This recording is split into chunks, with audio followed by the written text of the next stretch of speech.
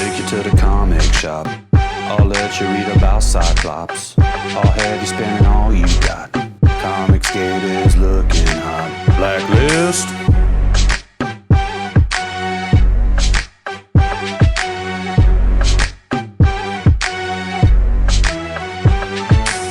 All right, we are almost done. That is right, you beautiful people in Webtown. We are almost done with the X-CUTIONER'S song. This is part 11, X-Men number 16, and business is about to pick up. So let's get right into it. What do you say? Immediately, we have our very good friends, Cable, Bishop, and Wolverine, far below the surface of the moon, trying to figure out where Jean and Scott are. Well, they're going to have to blast their way through all these robots and the Dark Riders that Stryfe stole from Apocalypse. Just so you know, this was written by Fabian Nacho Cheese, penciled by Andy Kubert, very famous for his video game, Kubert. Remember that one? I thought you did.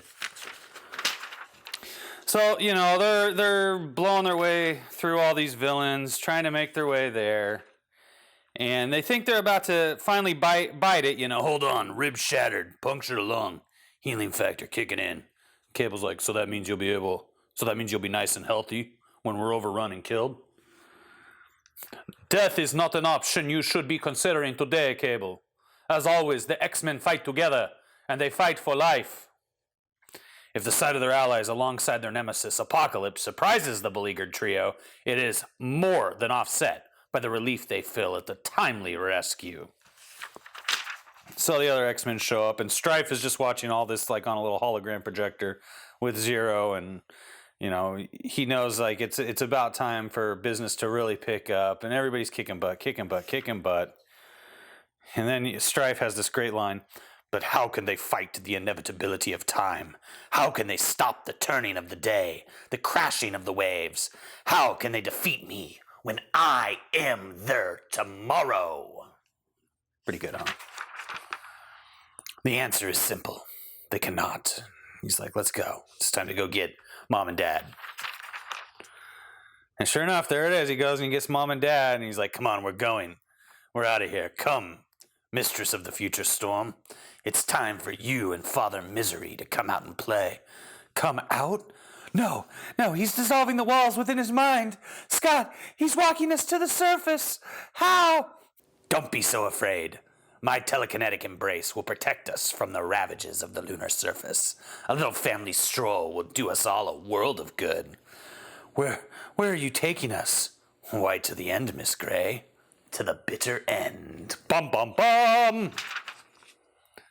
And meanwhile, back in Xavier's mansion, Beast is still trying to figure out how to save Charles. His fever has slightly dropped, but it still burns at 103 degrees. His REM sleep cycle is troubled, but shows comforting signs of consistent encephalographic activity. It's a big word for a kid's book. His body is mending little by little, blah, blah, blah, blah, blah.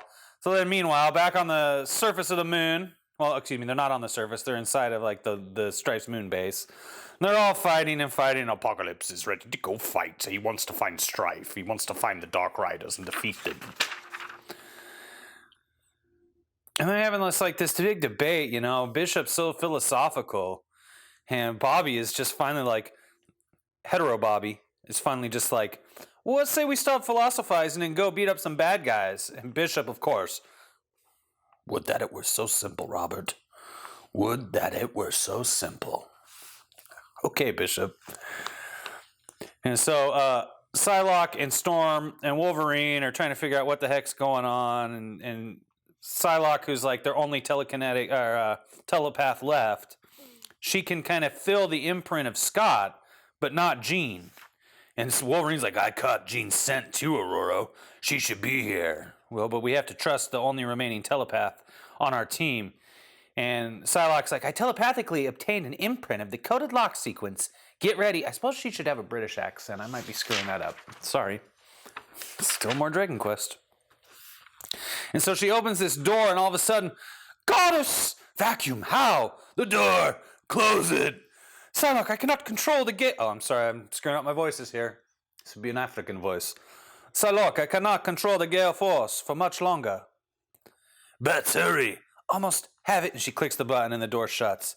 And this is kind of interesting. She says Bright Lady as if she's like, saying Dear Lord or something like that. But Bright Lady is the name of the people that the Askani, I don't want to say worship, but the leader of the Askani in Cable's future. We'll get into that in the future. We're just gonna, body slide right over there. He took him outside? Oh, sorry. Got my voices screwed up again. He took him outside? To the surface of the moon? Jeez Louise! How are we supposed to follow? Cable can teleport us there. No, he can't. Oh, wrong voice. No, he can't. In order to get here, I had to recalibrate the Matrix. Beam on my teleportation system to punch a hole through Stryfe's shields. Gray Malkin can't generate the power to teleport for a while. And Sam's like, Greg Malkin. Later, Sam. There's no more later between us. We talk now. It's just like, we don't have time to talk right now. We are on the moon, fighting bad guys and saving lives. There's no time for talk, lady. Oh, fine, I'm just going to be upset. That's what I imagine him saying. He didn't really say that. And then Apocalypse finds his Dark Riders and it's like, let's fight. And they're like, you made us, now we unmake you. This completes the cycle you taught us to live by. Very well then, my Dark Riders. To the survival of the fittest. To the death. That's it. So what are we exactly looking for? 3 people walking on the moon? Maybe. If they did leave the moon base, wouldn't it make sense Stryfe was going somewhere specific? It would, Sam, but very little Stryfe has done has made sense to me so far. How do you know how to fly Apocalypse's ship pretty as you please? I'm on user-friendly terms with the technology it was derived from. I'll find out all about... Oh.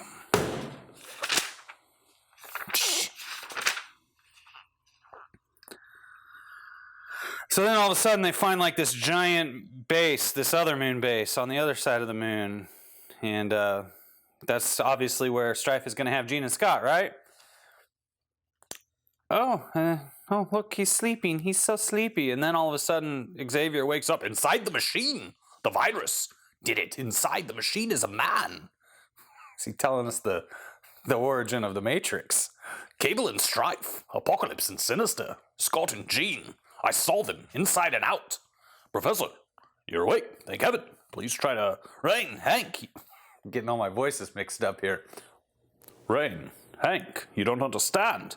The dreams, the plans, they're all designs, grand designs, machinations of a sort. And all of us, we're all ghosts in that machine. Scott and Jean and Cable and Stryfe, all of them linked to us in love and hate, but most of all, linked to each other in blood. They really milked this out. So, they go to the surface of the moon and it's like, and they're like, we got to get in there. And so I'm nervous, Cable, so sue me. Sorry, I'm nervous too. Scanners are clear. Let's move in. Whatever that is. What the? A gray force field. Undetectable by our scanners. But why am I the only one who got through? Sorry to disappoint you, Cable. Havoc? Whatever it was, it didn't get me either. At least not as bad as it got Lorna and Sam.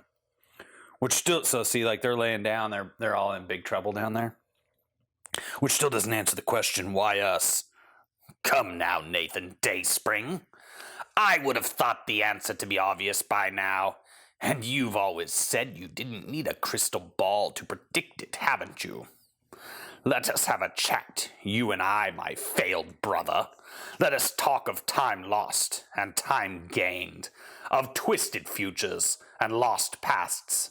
Let us talk, Nathan, of life and death.